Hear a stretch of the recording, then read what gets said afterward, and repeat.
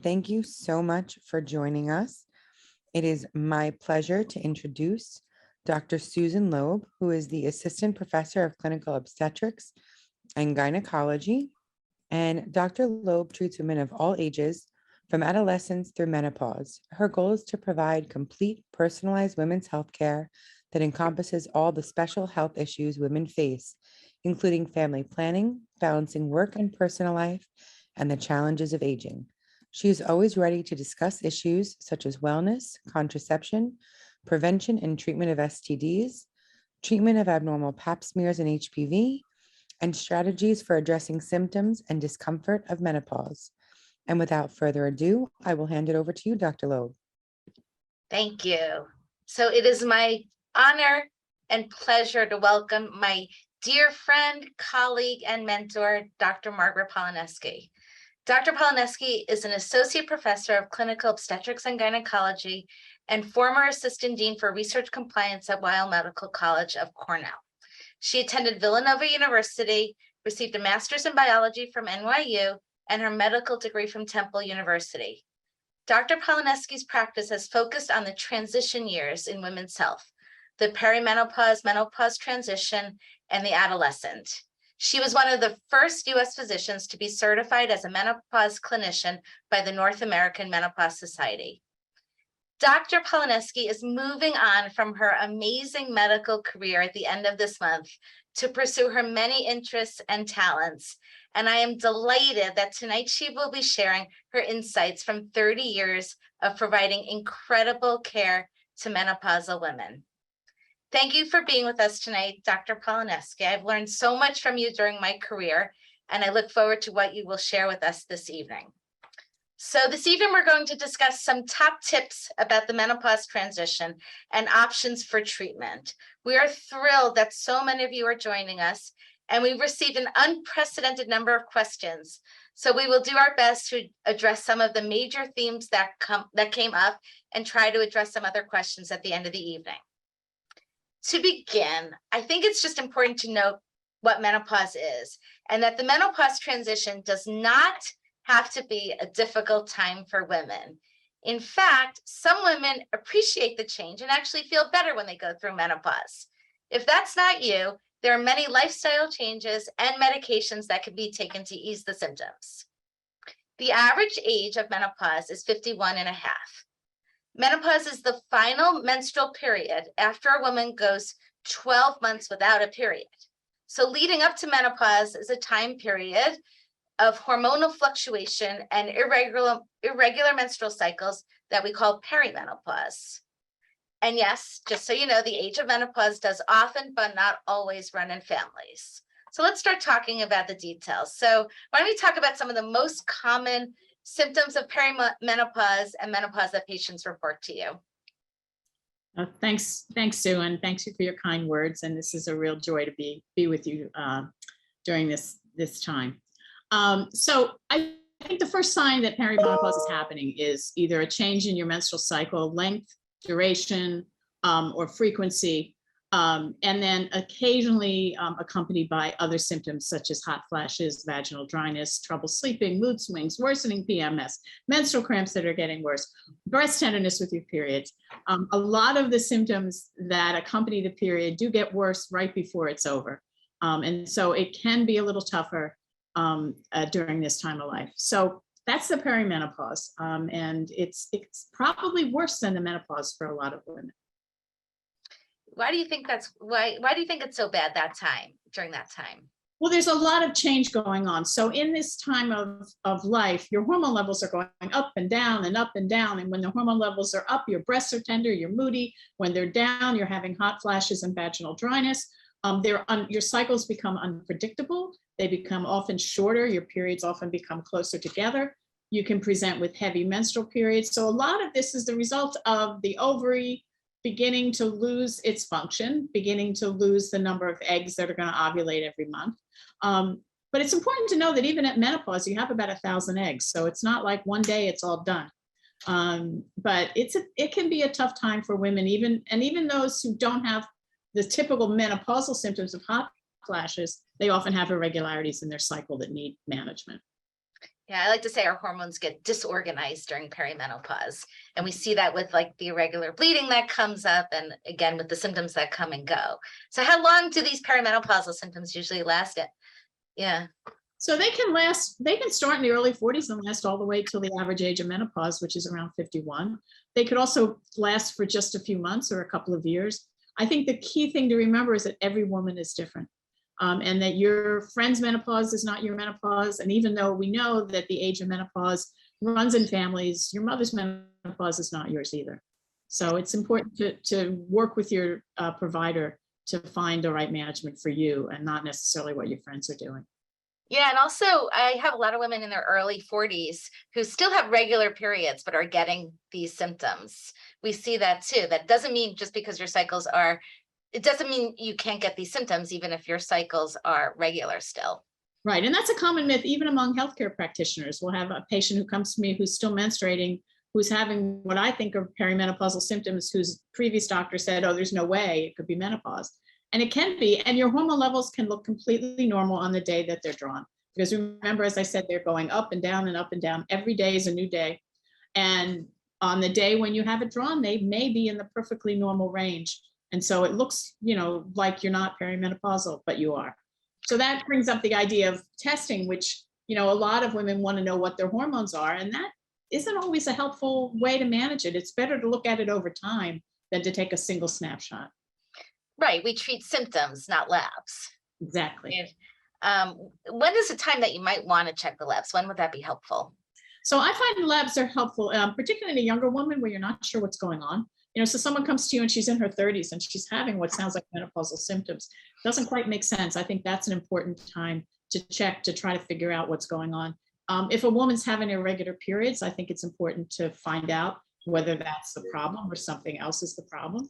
I usually use hormone levels occasionally in menopausal women who I'm treating with hormone replacement, who may not be getting the relief I'm expecting them to get on a given dose. And I occasionally will check to see if they're absorbing it. But again, I think, you and I say this all the time, we treat the patient, not the lab.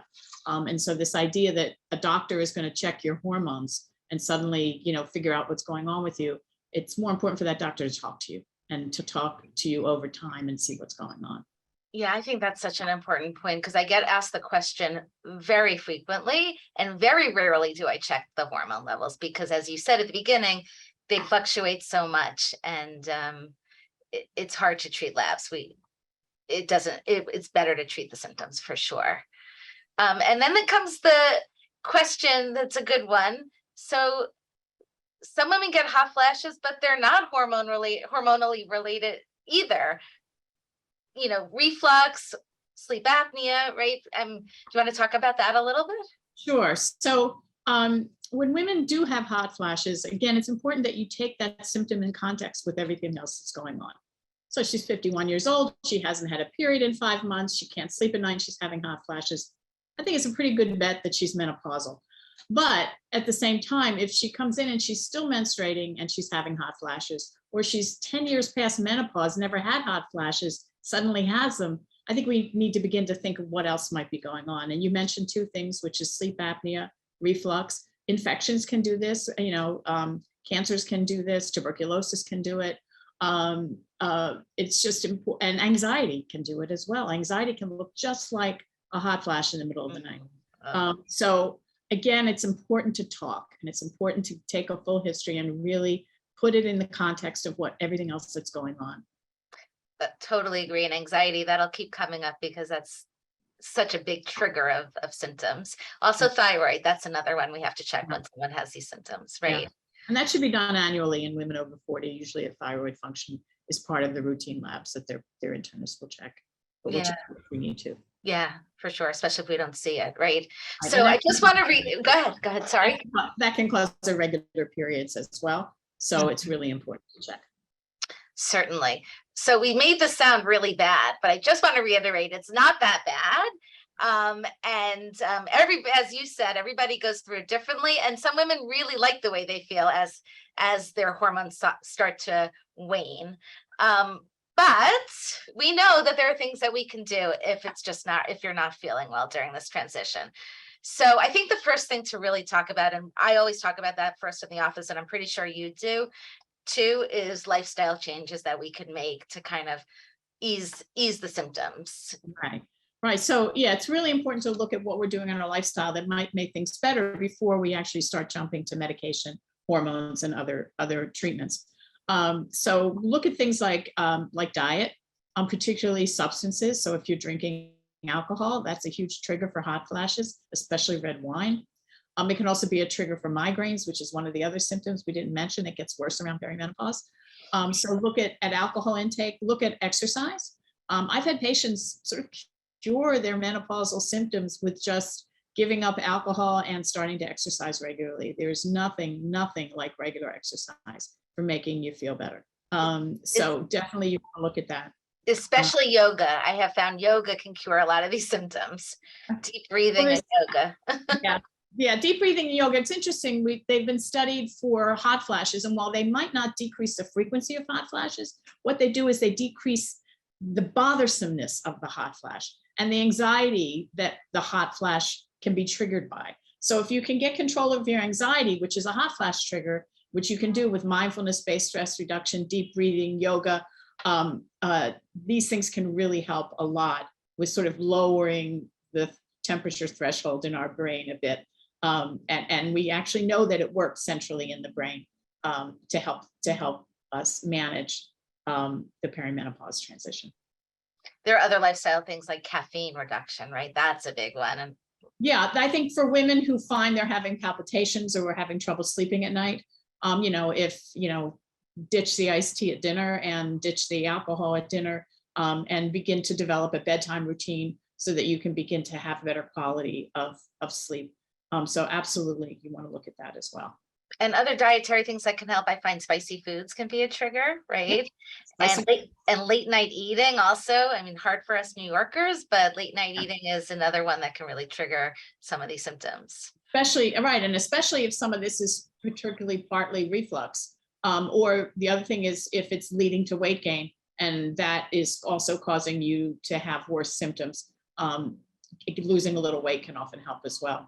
Not to push the diet industry, but for people who have a significant weight issue, it's a good time of life to take assessment of our lifestyle and say, okay, we're going to pause and we're going to sit and look at what we're doing in terms of maintaining a healthy lifestyle. And so this is the time you want to start looking at your exercise routine, looking at diet. I see a question in the chat room about strength training to help symptoms.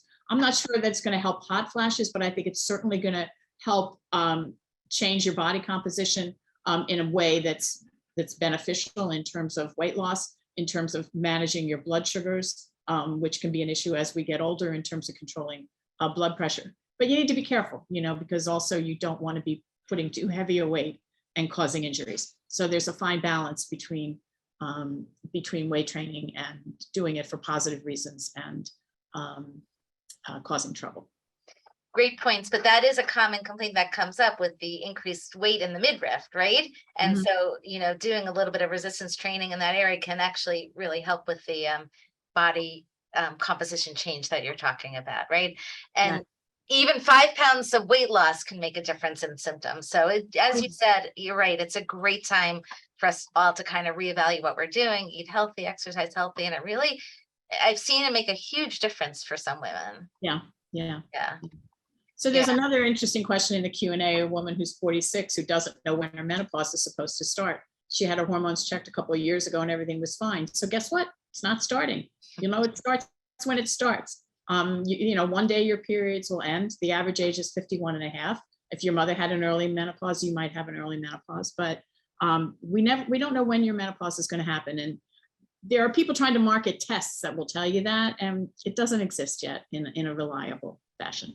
Yeah, so it's a normal range from age 40 till about age 58. And if you're bleeding after 58, well, we should really evaluate that.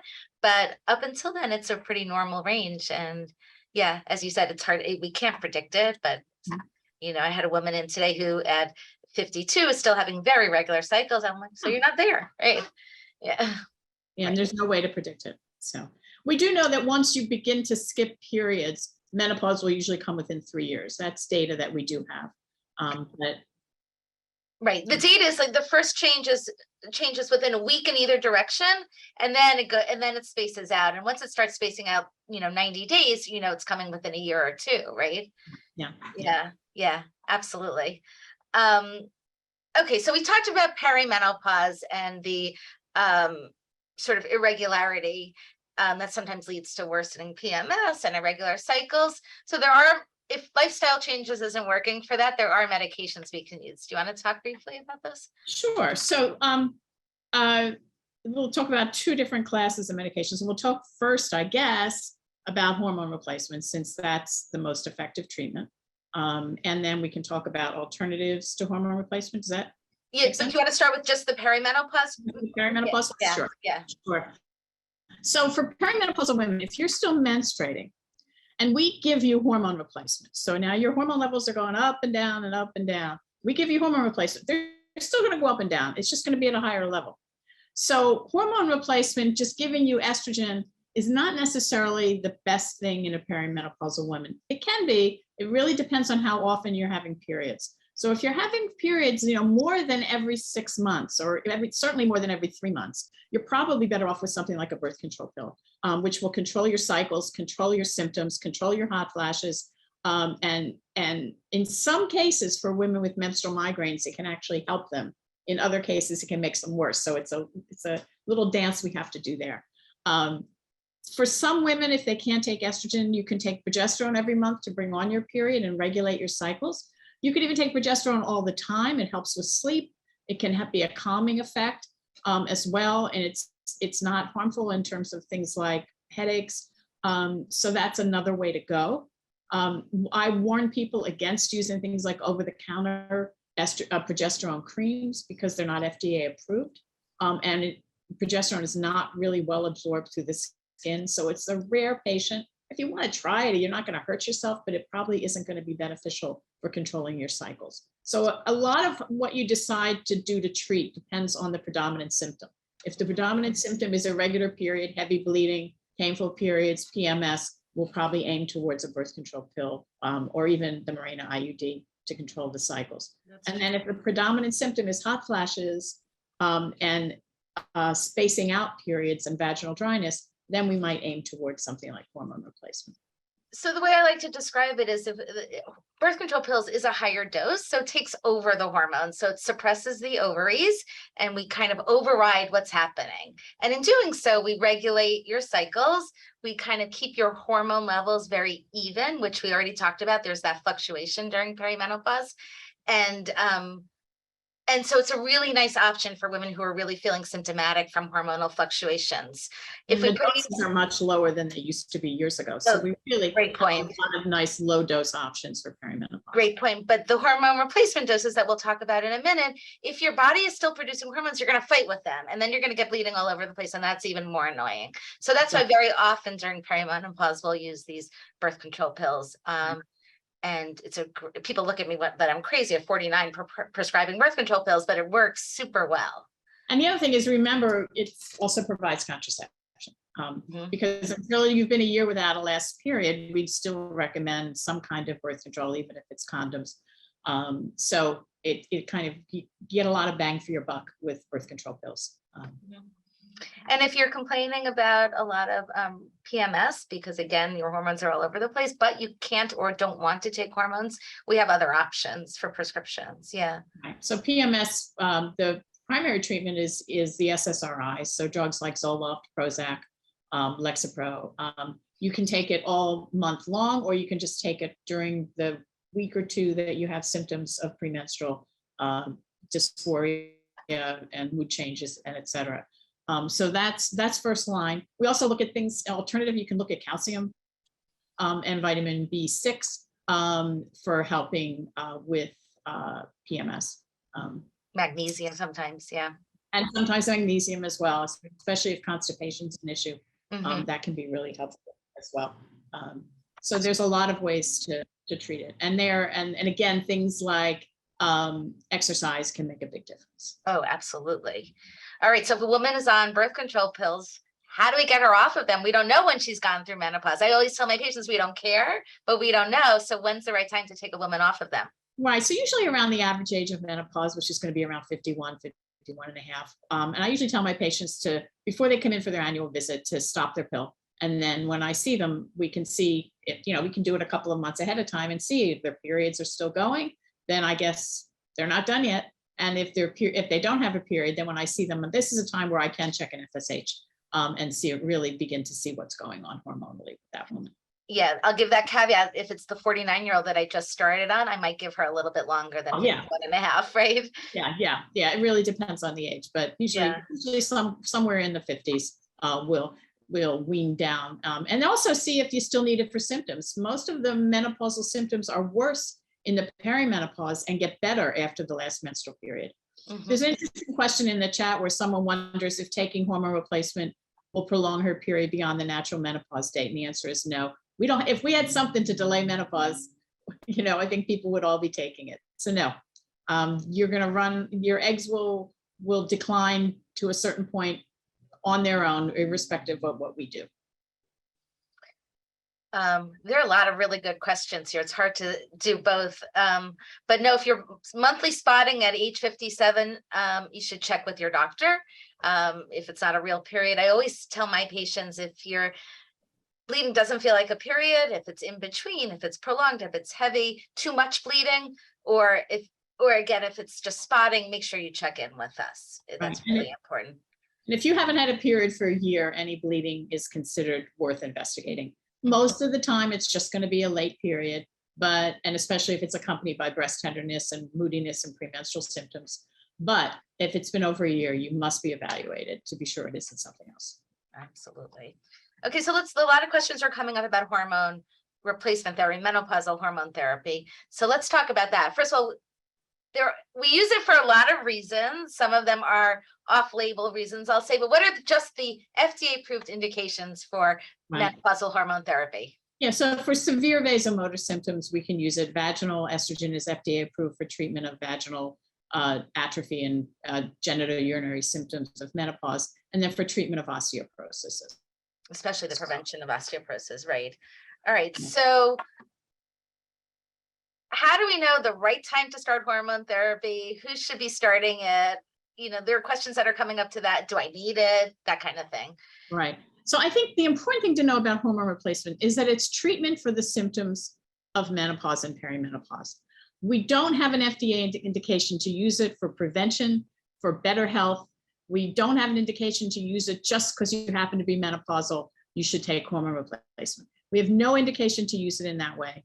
And the data have shown that right now it seems to be fairly neutral in terms of mortality long-term. So for every benefit, there's a risk that seems to balance it out. So there's no reason to have every woman take hormone replacement just because she happens to be menopausal. At the same time, it is very effective treatment for the symptoms of menopause and perimenopause, particularly for postmenopausal symptoms. It's FDA approved for that. It works very well for that. It does have some risks that you have to decide are worth the benefits to you. And so that's an important discussion you have to have with your doctor before starting it. But it's not a fait accompli that just because you're menopausal, you should take hormone replacement. And I think that's a really important point. But in treating some of these FDA indications, such as severe vasomotor symptoms, we're treating other things. If you're waking up in the middle of the night with night sweats and not sleeping well, if we get rid of those, you're going to sleep better and then you're going to feel better during the day. So there are other trickle-down benefits that we'll get by treating the FDA-approved indications, for sure. All right, so you've been practicing for 30 years. In those 30 years, we have seen women on hormone therapy for every single reason under the sun. And then we pulled it away from everybody after the Women's Health Initiative came out and showed an increased risk of breast cancer, stroke, cardiovascular disease. So now we're somewhere in the middle. Do you want to talk about the benefits and the risks and how we feel about it right now? Yeah. Yeah, so the pendulum swung, all the way against hormone replacement, and now it's starting to creep back. I'm a little concerned that it seems to be creeping back a little bit in towards every woman should take it. Why are women not taking this? We have to be really careful to see hormone replacement for its benefits and to understand its risks as well. And there are a lot of people out there selling hormone replacement for everything from gorgeous skin to beautiful hair. We have the Suzanne Summers and the Oprah Winfreys of the world who will try to convince every woman to use it, and oftentimes use doses that are dangerously high. So I think we have to be really careful as we begin to engage again in a discussion about hormone replacement, that we frame it carefully in terms of the risks as well as the benefits. So let's talk about the risks. So I think for most of my patients, the major risk that seems to push people away from hormones is a small but real risk of breast cancer. It's not a high risk. It's a risk on the order, if you're going to use hormone replacement for 20 years, it's a risk of about 1% over 20 years. So this is a very small risk. It's on the same order as the risk of breast cancer from being obese. Well, one would argue, we tell people to lose weight. We should take the risk with hormone replacement seriously as well. At the same time, that's a risk over 20 years. Most people don't need to use hormone replacement for 20 years. And so there's been a discussion that why should women suffer, not sleep, feel badly over a risk that's very small that, after a few years will go away because they don't need to take the medication forever. So I'm certainly a proponent of offering women hormone replacement. I think every woman needs to understand the benefits and risks and then make a decision. In my experience, most women, unless they're really having significant symptoms, decide against it, but I'm very happy to order it and prescribe it for a couple of years around the perimenopause, particularly if women are really suffering. The other risks that we know about that's real, but again, small, is a small risk of a blood clot in the leg or the lung. And that's similar to the kind of risk we see with birth control pills, but much, much lower. And we can actually get rid of that risk, we think, by giving the hormones through the skin. So if you take it as a patch or a cream, it doesn't really alter clotting factors. And so it's really, we can really get around that risk, I think, quite effectively. And then small risks, if you're predisposed to things like stroke, if you have migraines with an aura, you might think twice about using hormone replacement. Also estrogen-containing birth control pills, the same idea. But again, if we go low dose and through the skin, those risks are smaller, but usually we would avoid it. And then other things are so infrequent that they're probably more worth talking about in a given individual woman. Someone may have gallstones, the hormone replacement could make it worse. So we have to take each woman as an individual and talk about the risks. But the benefits are clear. There is no question that hormone replacement has dramatic benefit in terms of improving hot flashes, vaginal dryness, sleep, quality of life. And I think it's important to weigh that benefit against the risk. Sometimes what I do with patients who are on the fence is we'll say, why don't you try it for a couple of months, so then you know what you're deciding. If you try it for a couple of months and you feel better, but you're spending those couple of months worrying about breast cancer, then maybe you're not going to be a user of hormone replacement. At the same time, I see women who are using hormone replacement and just reluctant to increase the dose to the dose that will work for their symptoms. So I have a lot of women who are using the lowest dose, and I'm like, are you having hot flashes? Yeah. Are you sleeping at night? Still not sleeping at night. Let's up your dose. No, I don't want to take the risk. And my line is always, if you're going to take hormone replacement and accept the risk, then take the dose that actually works for the symptoms you have. If it's not working, you're probably not absorbing at high levels, or you're probably metabolizing it anyway, and levels are probably not as high as you need them to be. So if you're going to jump into hormone replacement, take the dose that works. And if you don't want the risk, let's talk about other treatments. Long answer, sorry. What's that? All great advice and all really important. So the North American, knowing that the risks do increase with age, also over age 60, the current position statement of the North American Menopause Society is that hormones are best used within the first 10 years of menopause up until age 60. Exactly. For the shortest amount of time that a woman can use them.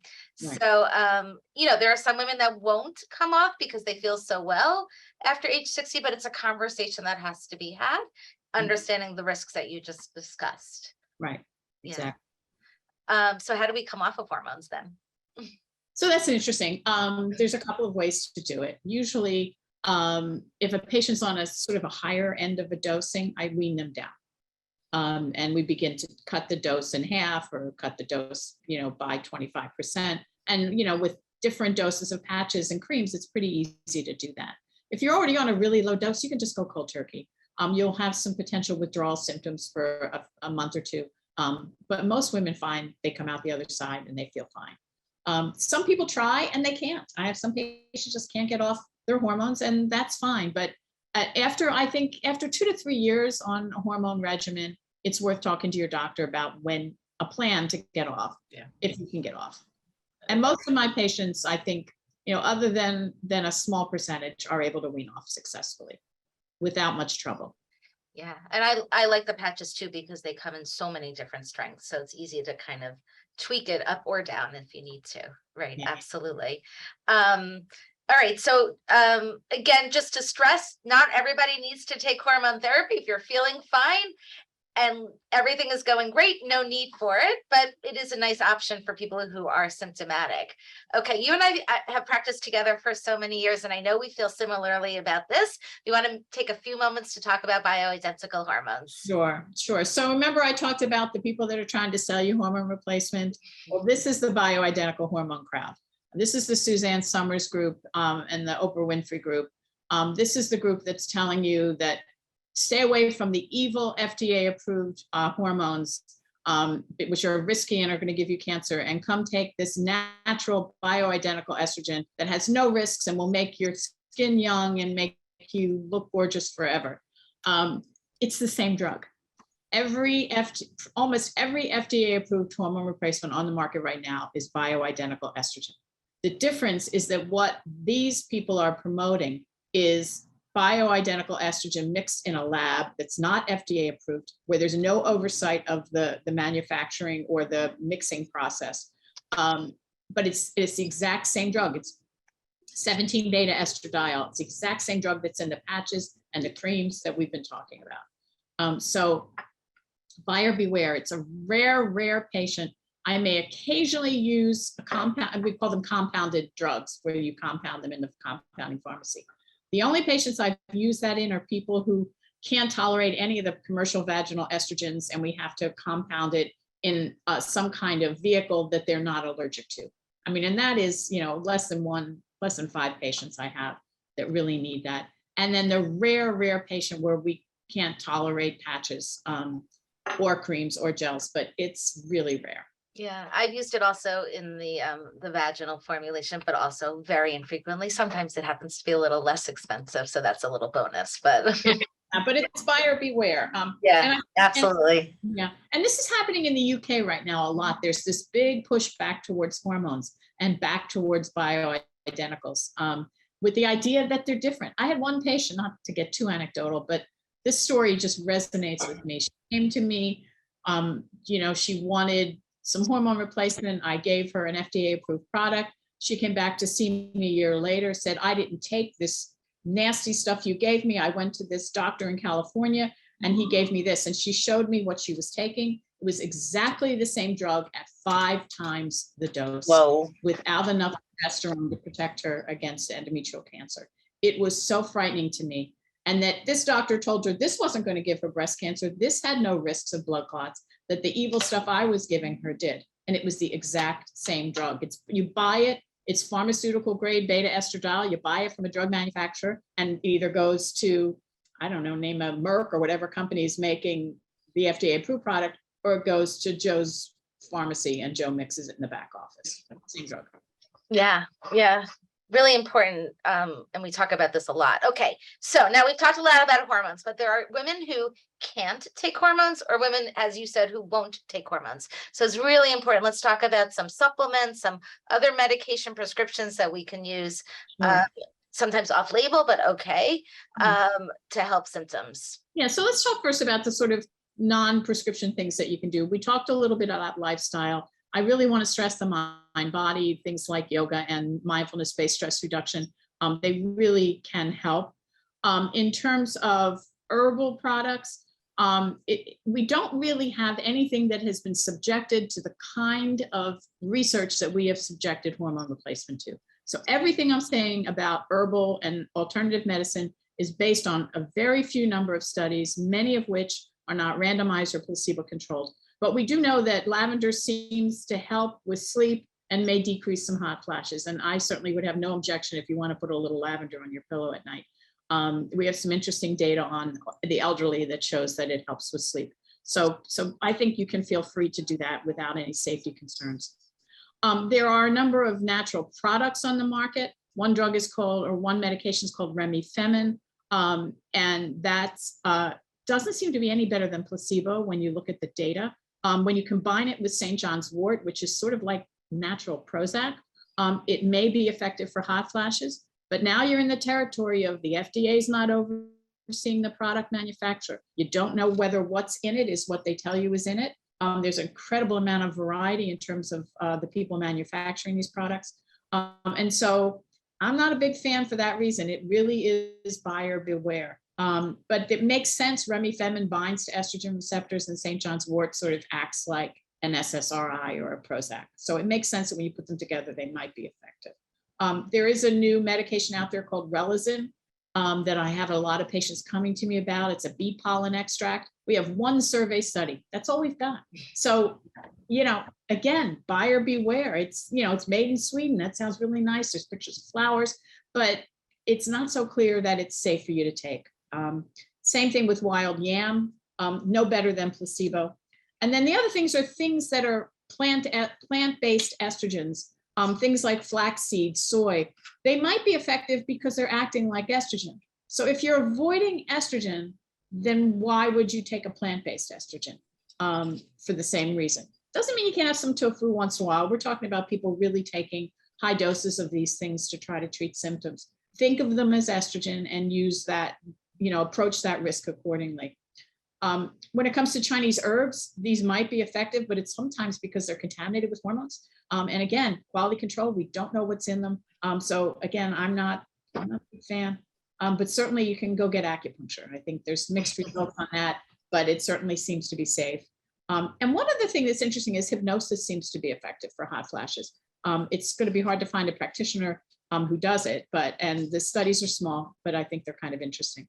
So that's it for alternative. The truth is that when you say it's no better than placebo is an effect, and some people do feel better with the placebo, with these. And so for some, it's worth a try at least. Yeah, the placebo, it's very interesting. The placebo effect in menopausal studies is really profound, higher than you see in almost any other study. So I can give you a sugar pill in a menopause trial, and you'll get a 30-40% reduction in hot flashes just from taking the sugar pill. Which again, I think speaks to, we talk about how anxiety can be a hot flash trigger, stress can be a hot flash trigger. So placebo in many ways can reduce those things by making you think you're taking something that's going to be effective, and that might reduce the stress and decrease the hot flashes. So it kind of makes sense when we think about how hot flashes work. But if you're going to take a placebo, go take a sugar pill. At least, of course, maybe sugar's not so safe either. True. All right, so let's talk about medication. Talk about medications now.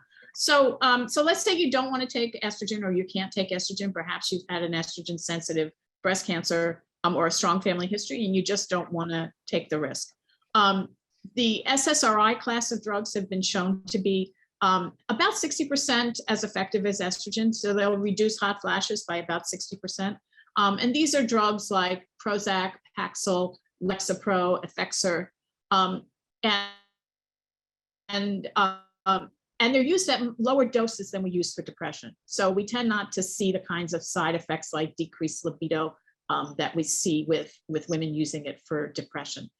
If in addition to having hot flashes, you're anxious, you're going to get double bang for your buck. So if I have a perimenopausal woman, this is where I really, when we talk about perimenopause, I think the SSRIs come in to play as often as the birth control pills. If you have a perimenopausal woman who's having worsening anxiety, panic attacks, waking up with palpitations in the middle of the night, and we've ruled out that there's a heart problem, important to do that, and worsening PMS, mood changes, the SSRIs can not only help with her mood, they can help with her hot flashes and potentially her sleep as well. So they're first line in my mind for people who are looking for alternatives to estrogen. Totally agree. They work so well. And for many people, of all of those, Paxil does have an FDA approved label for the treatment of hot flashes, but they all work very similarly. Right. And as you said, in decreasing anxiety, it helps you sleep. It's a really good option if those are the main complaints that are coming on, and it definitely helps the hot flashes. Right. Gabapentin. Yeah, great drug. Gabapentin is an anti-seizure and anti-pain drug that has one side effect of making you tired. So that makes it really good for people who are having trouble with sleep. It also helps with hot flashes. And it was interesting. They found this out when they were giving gabapentin to men who had prostate surgery, and they also get hot flashes, the poor guys, in addition to everything else. And they had less hot flashes on the gabapentin. So we can start at very low doses and work your way up gradually. It has very few side effects for most patients. So it's one of my definite go-tos when it comes to hot flashes and disturbed sleep. I think it can be really helpful. Yeah. And it can be helpful in migraines. Oh, yes. But in the contrary, some women do find it makes them too somnolent and too tired. And so for some women, it's not a great option. Dizzy sometimes. So it's better taking. Yeah.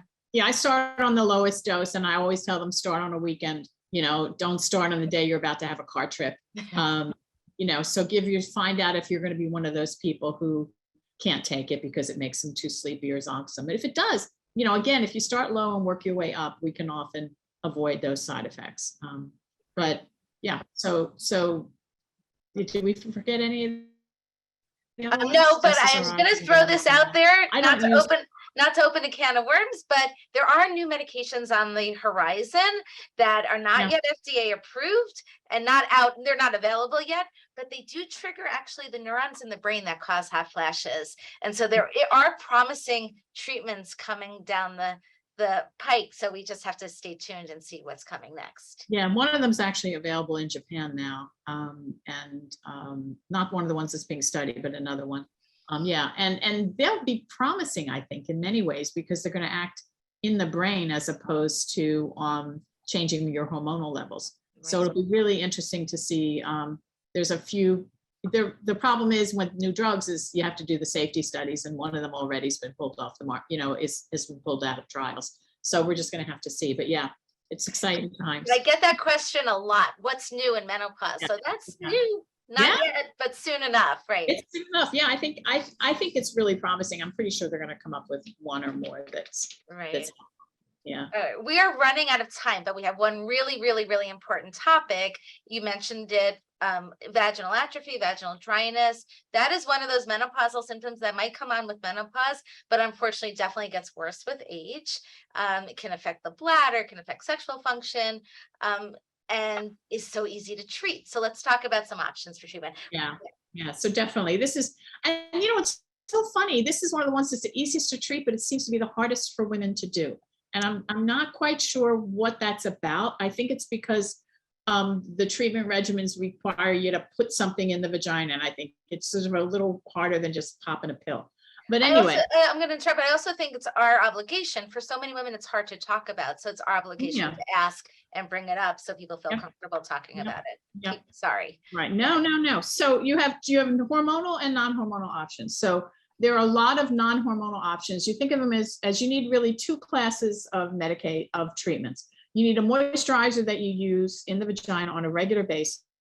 Just the way I say to my patients, if you didn't put moisturizer on your face every day, imagine what would happen. So your poor vagina needs its moisturizer as well. So it's several times a week usually, and there are different, I'll throw some brand names at you, not that I'm advertising anything, but Replens, Luvina, MAE suppositories, Reverie, which is hyaluronic acid. And there are a number of other brands out there. These are moisturizers that you use whether you're having sex or not to keep the vagina moist. And then when you do have sex, you get a good lubricant. And that, is between you and your partner to figure out which one you like the best. And then if that doesn't work, or if you prefer to go straight to hormone treatment, vaginal estrogen is quite effective. It comes in creams, tablets, rings, or pills that you put in the vagina once a night for 2 weeks and then twice a week, indefinitely if you're going to be sexually active or if you're potentially having symptoms. It gets absorbed at very low levels. When you check the hormone levels on most women, they don't go above the normal background range. What's interesting, though, is that the FDA, in its wisdom, still puts all the warnings for hormone replacement on vaginal estrogen. And we don't quite understand why that is, because all of that data comes from women taking body-wide hormone replacement and not women using vaginal estrogen. But if I do have a patient who's concerned, we check her hormone levels before she starts the estrogen and then after she starts the vaginal estrogen, so that she's comfortable that she's not raising her levels into a range that makes her feel uncomfortable in terms of risks. But right now we have up to 7 years of data from the Women's Health Initiative that shows no increase in any cancers in women using vaginal estrogen. So the data is very reassuring. And it's quite effective. And it works also for the bladder, which the vaginal moisturizers work for the vagina, but not for the bladder, but vaginal estrogen works for both. So urinary frequency and urgency, so-called turnkey incontinence, where you get to the door, you turn the key and suddenly you're rushing to the bathroom. Estrogen is classically effective treatment, vaginal estrogen for those.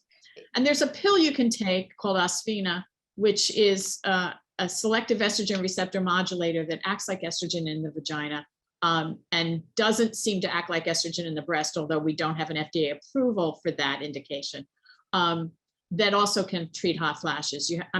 Treat vaginal dryness. You have to take it every day, and a small percentage of women get hot flashes from using it, but that's another option as well.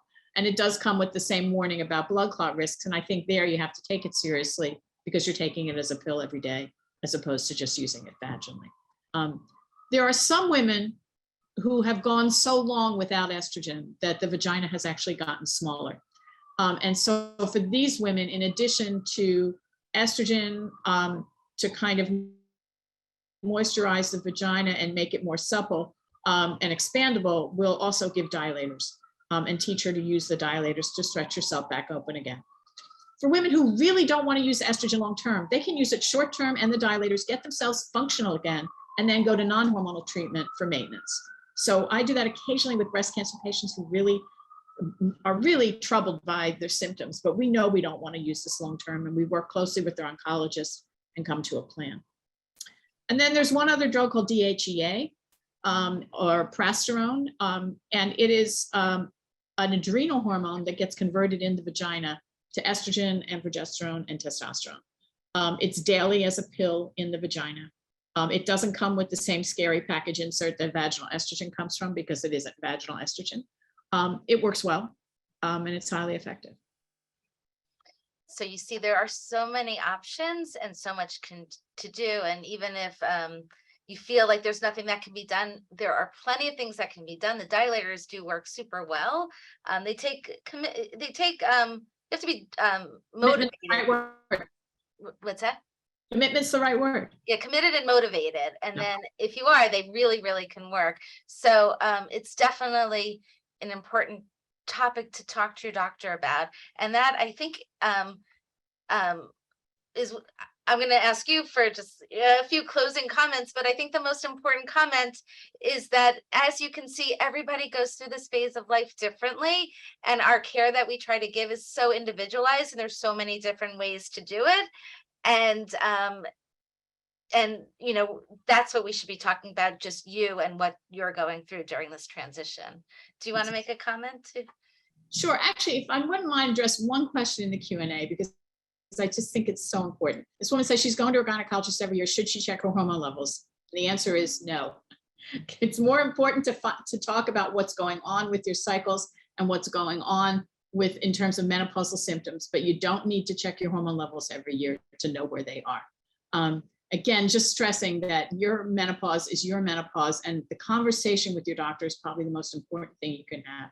So find somebody who's really going to take the time to sit down and figure out what's going on with you and help you find the solution. It's not going to necessarily happen at the first visit either.